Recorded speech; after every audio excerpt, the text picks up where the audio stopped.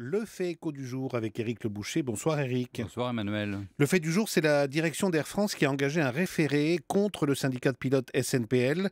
Elle lui reproche de ne pas appliquer l'accord de réduction des coûts. On peut dire que c'est une attaque frontale inédite. Oui, on cherche dans les archives un précédent, la direction d'une entreprise qui intente une procédure contre un syndicat pour faire respecter un accord collectif. Eh bien, je crois que c'est inédit.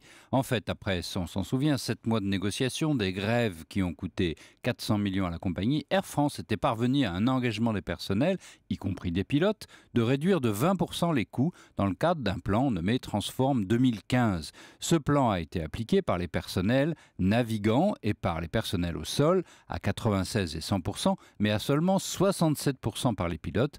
Une nouvelle équipe à la tête du SNPL, le syndicat majoritaire des pilotes, traîne les pieds. Les efforts ne sont pas partagés. Or, Air France veut aller encore plus loin dans la réduction des coûts.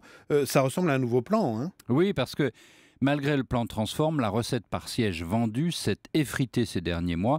Les compagnies traditionnelles dites historiques comme Air France, British Airways, Lufthansa sont en réalité prises en tenaille entre d'une part le low cost, qui prend les passagers sur court et moyen courrier, et les compagnies du Golfe, Qatar, Emirates, qui prennent les voyageurs long courrier, la clientèle business en particulier. Air France se plaint des conditions anormales offertes par leur État à leur compagnie dans le Golfe, des subventions évidemment, mais en attendant, la compagnie française doit lutter pour ne pas mourir. Elle n'a pas le choix que de maigrir encore. Éric, est-ce qu'on sait ce que le gouvernement veut faire? Est-ce qu'il va défendre la direction?